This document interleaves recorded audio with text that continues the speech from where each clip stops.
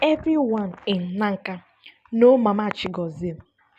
Her real name was Vivian, but people called her Mama Chigozie after her first son. She was tall, with kind eyes and a voice that claimed even crying babies. She sold fresh peppers and dried fish at Nnanke market every Eke day. Her husband, Aloy, was a strong and respected farmer. Together, they had two children, Chigozie, Pascal, and a little girl they named Adamma. Their home was always full of joy. Neighbors came to them for help. Visitors left with blessings. People used to say, if all families were like Alois, Nanka would be heaven. But heaven does not last forever, and sometimes it fades without warning. It started like a normal thing. Vivian was preparing hot yam porridge while Aloy is cutting cut flowers. Chigozie and Pascal were chasing a goat that had escaped. Adama was sitting on the veranda eating pawpaw. Then a loud sound from the bush paths, then shouting, then silence. Pascal ran to the compound screaming, Mama, Mama, something has happened to Papa. Vivian ran without slippers to the path. There she saw Aloy lying in a pool of blood. His cutlass broken, his chest stabbed. He had been attacked by unknown men that stole his money, his bag of cassava, and his life. Vivian fell to the ground and cried until her voice left her. The village turned cold. After the burial, things began to change. At first, neighbors came with food. They sit with her, they cried with her. But after 3 weeks, they stopped coming. Vivian now had to sell twice as much at the market to feed her family. Her eyes became tired, her hands cracked, her foot. Then her husband's brother, Uncle Egono, came. Vivian, he said, you cannot live in this house again. It is my brother's property. But Aloy built it for us. She cried. Still, his name is on the land paper. Leave it, or I will take you to the elders. Vivian begged. She cried, but in Nnanke, a widow's tears do not always win. She was pushed out of the house with her children, her clothes, her pot, her husband's photograph, all throughout. That night they slept under a mango tree behind the school fence. The rain and the snakes. The rainy season came. Vivian built a small hut with wood and palm frond, but the roof leaked. The floor was wet. Snakes entered at night. One day, Adama got beaten. Her small legs swelled like a balloon. Vivian ran with her on her back to the herbalist. But by the time she arrived, the child had stopped breathing. She fell on the ground again. My baby, my baby. Lanka woman cried with her tears. Could not bring back Adama. Now only Chigozie and Pascal were left. Food began. Vivian went to the stream earlier to fetch water for people. She carried firewood for the forest. She hawked roasted plantain. But some days there was nothing. One day Chigozie came back from school with tears. Mama, today I did not learn anything. I was just hungry. Vivian held him close. Her heart was breaking, piece by piece. She looked at Pascal. His trousers had holes. His sandals was broken. We used to have everything, she whispered. Now we have only pain. One night Vivian knelt by her mat and prayed, God of the widows, if you still here, please help me. I'm tired.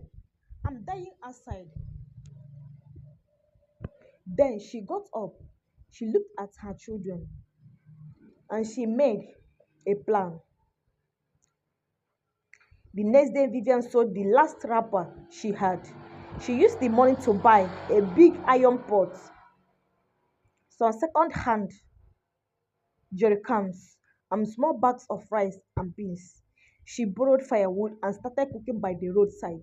She called her small food stand Mama Chigozie kitchen.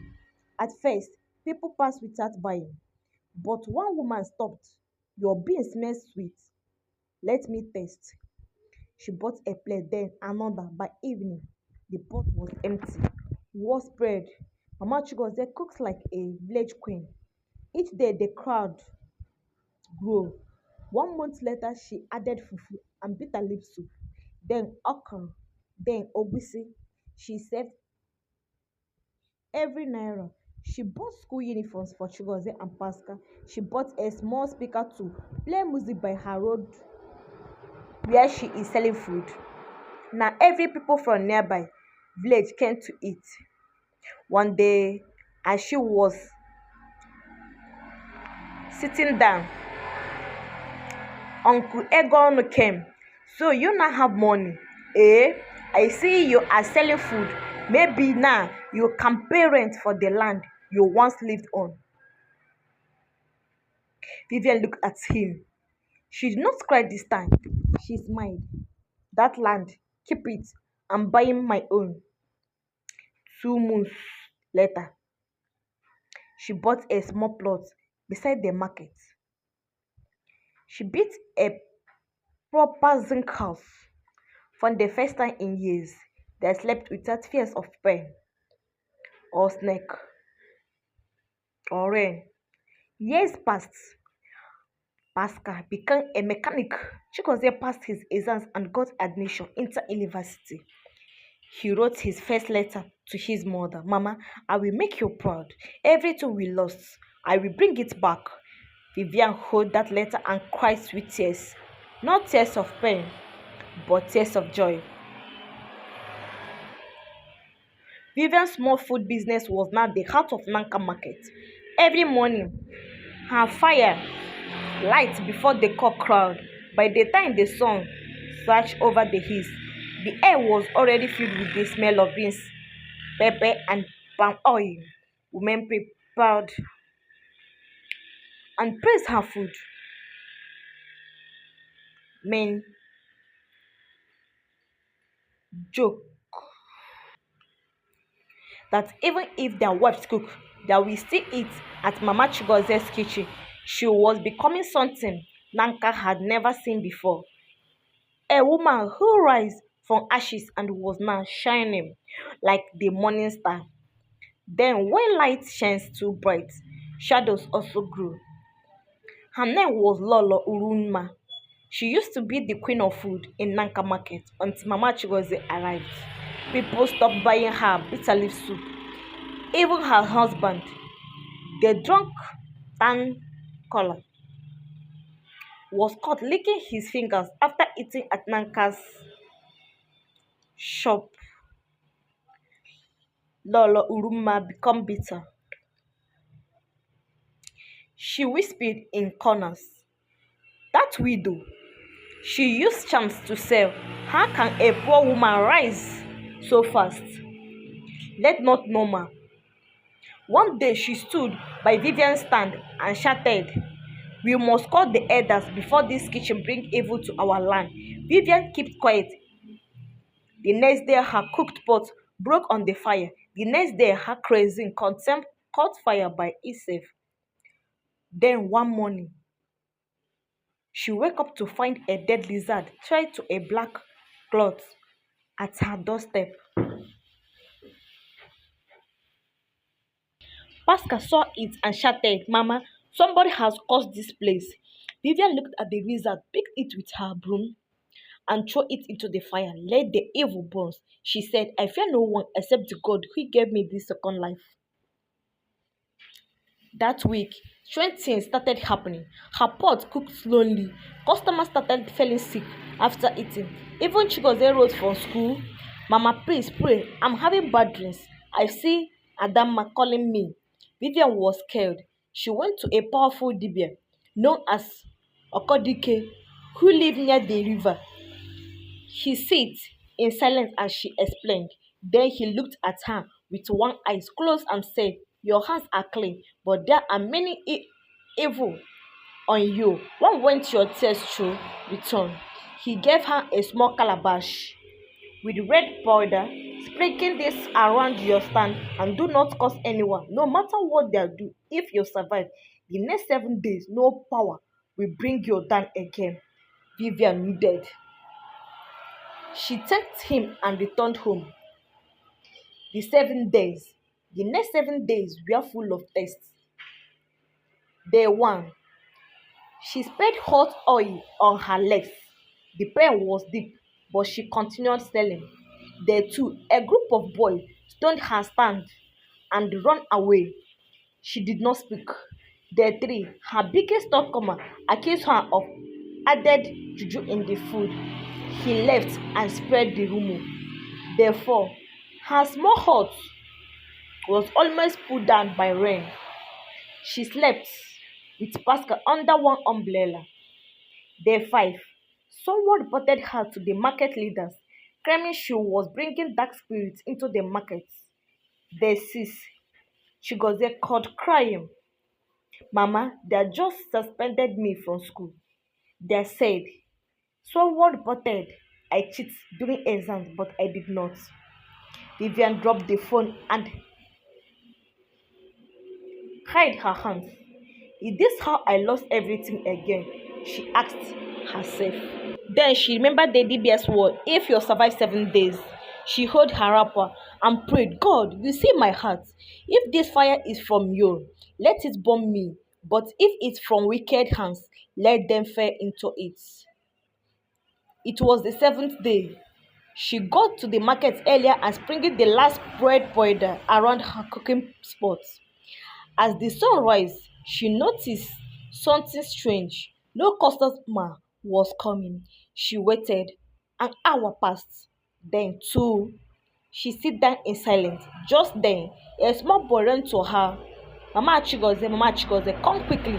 They saw Lolo Uruma fainted in her store. Vivian ran with others to the sense. There lay Uruma foaming from her mouth, surrounded by dark and burnt snails. The elders gathered. The others among them, Papa Ndoka, stood and spoke. "When a woman is at peace and others spot her fall, the gods will choose who should fall. This not Mama Chigozie's shame. This is the shame of evil and wickedness." That night, a cleansing ceremony was held.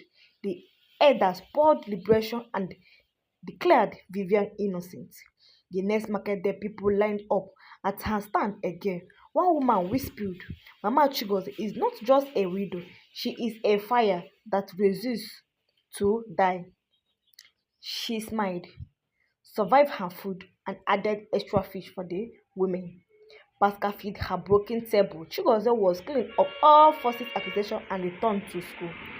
One evening, as the sun went down behind the hills, Vivian stood outside her new house, watching her sons laughing. She whispered, "I have lost, I have cried, but I have stand, and I will not fail again." In the village of Nnanke, people now tell the story of a widow who lost everything: her husband, her child, her home, her peace. But they also tell how she fights with silence, stood with faith, and rise with fire in her bones. She was Mama Chigozie. Some whispers. Mama Chigozie's kitchen continued to grow. One day, a woman from the nearby village of Umepa came and offered to partner with her.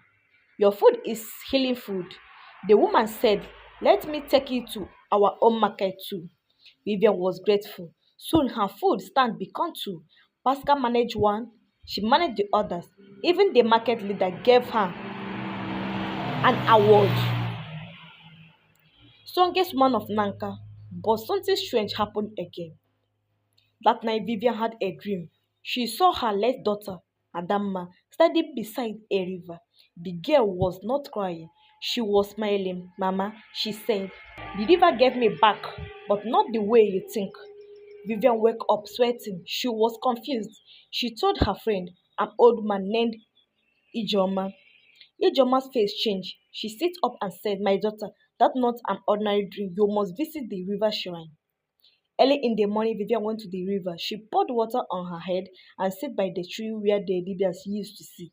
Suddenly, a small girl came near. She had deep blue eyes and a strange mark on her arms.